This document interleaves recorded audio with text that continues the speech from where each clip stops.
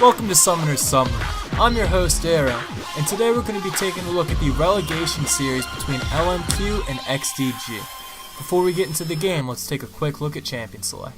Now, the power in XDG's team comp comes from jungle fights. They've got an incredible amount of AoE damage coming from the Spray and Pray or the Rat-a-tat out of Twitch. And that Star Call stacking up over time really does an incredible amount of damage in those closed areas. You also have the Nami ultimate to provide that CC.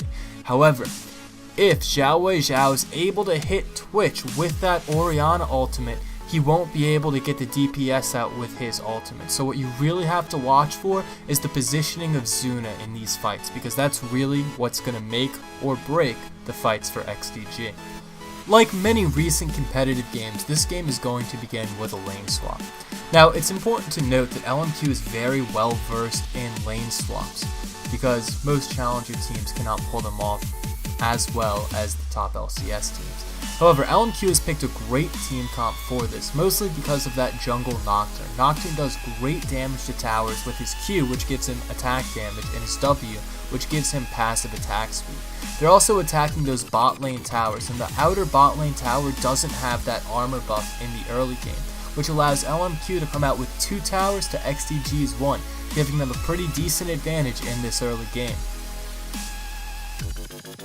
This skirmish started because LMQ thought they could get a quick pick onto Xmithy, which would essentially secure the dragon.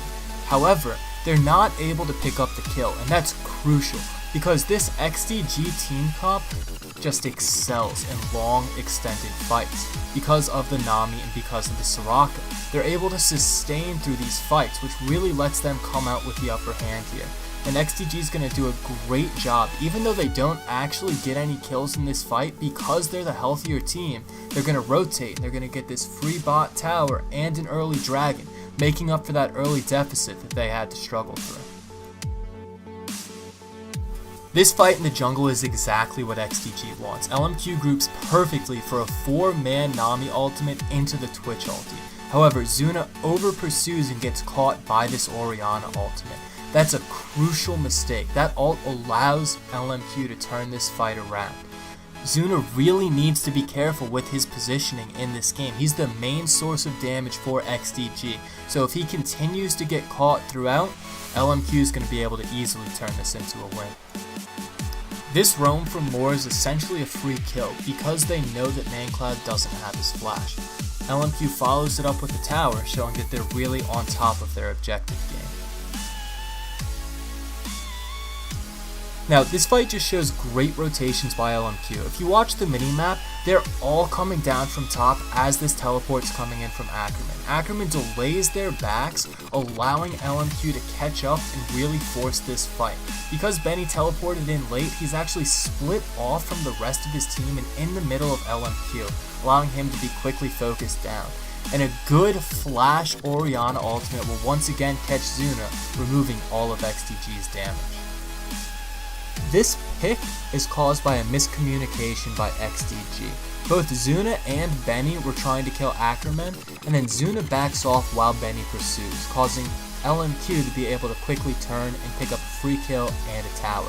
Then, they're able to take vision control, so XDG has no idea that they just snuck a Baron.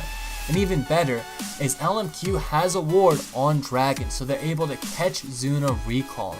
Even though he's stealth, that ward allows them to find him. They're going to blow 2 summoner spells and 2 ultimates, but they will be able to kill Zuna here. And off of that kill, LMQ is going to push straight down this bottom lane and take that inhibitor tower. This is all a chain reaction from that pick on Aurelia in the top lane, showing that LMQ is really getting the most out of XDG's mistakes.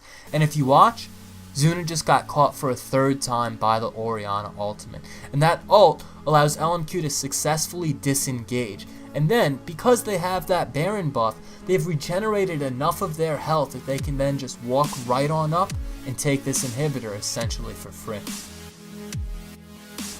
And to top it all off, with the vision control that they gained earlier, LMQ is able to make yet another pick onto Mancloud. They're able to follow this up with the tower, the inhibitor, and shortly after the Nexus. Now, I think that LMQ played extremely well in this game. They showed that they have really good game sense by not only making these picks, but making the most out of them. Off of a one pick in the top lane, they got a tower and Baron, and then turned that into another pick, which they then turned into an inhibitor. They got the most out of the mistakes that XDG made. Now, I also feel like XDG didn't pick the best team comp.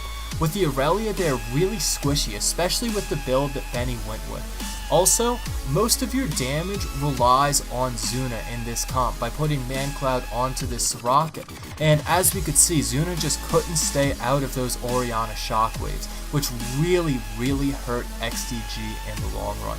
So I think that if XDG wants to come back and really have a chance in this series, they need to put ManCloud onto the sort of champion that he'll be able to carry the game with, because relying on Zuna just isn't going to cut it.